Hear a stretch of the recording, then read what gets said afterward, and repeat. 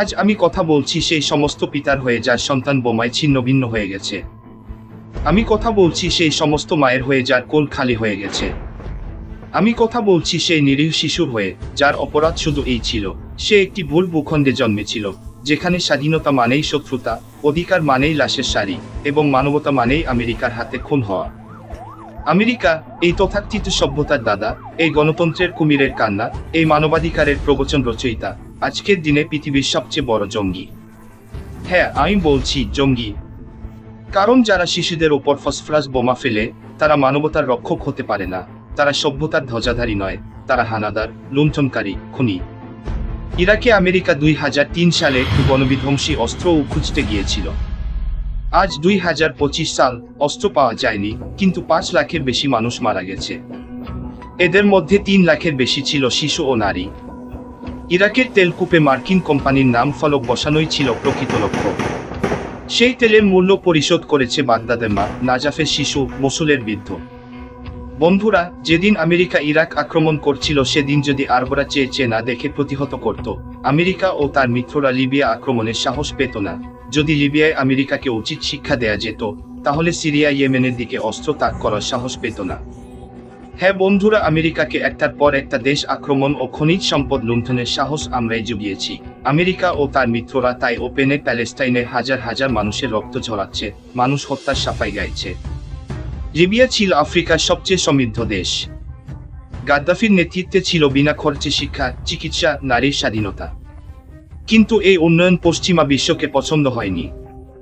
America ও NATO চক্র লিবিয়ায় আকাশ থেকে আগুন ঝরালো, হাজার হাজার মানুষ মরল।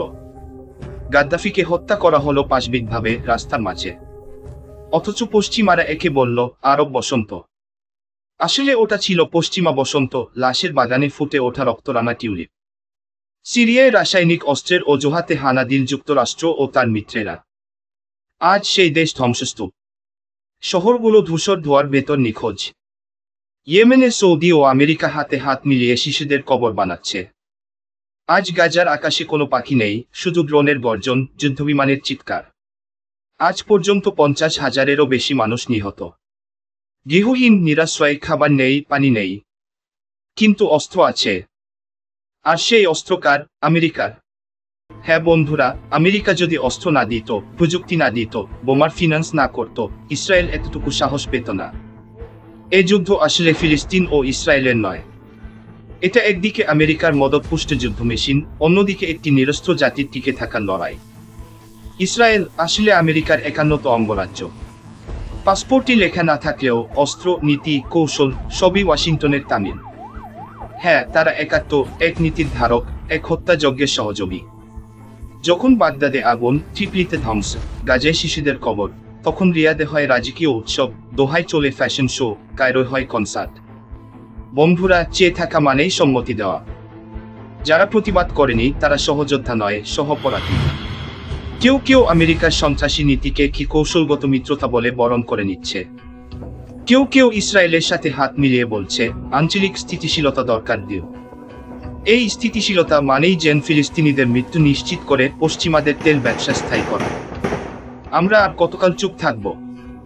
সময় এসেছে যখন মুসলিম রাষ্ট্রগুলোকে বলবো, তোমরা যদি সত্যি উম্মাহর কথা বলো, তবে ফিলিস্তিনের রক্তের দায় তোমাদের ঘাড়ে। সময় এসেছে একসাথে বসে সিদ্ধান্ত নেবার। তোমরা কি সত্যিই স্বাধীন জাতি? তোমরা কি আসলে পশ্চিমাদের দাস নও? তবে কেন 57টি মুসলিম দেশ ফিলিস্তিনের পাশে দাঁড়াতে পারেনি? আমরা যদি এখনো না জাগি, পরবর্তী প্রজন্ম আমাদের অভিশাপ দেবে। তারা বলবে আমার বাবা মা চুপ ছিল, তাই আজ আমার ভাই বোমায় উড়েছে। এই ইতিহাস যেন না হয়। তোমার আমার সাহসিকতা এখনো সময় পায়নি ফোরাবার। চলো রুখে দাঁড়াই। চলো বলি না আর না।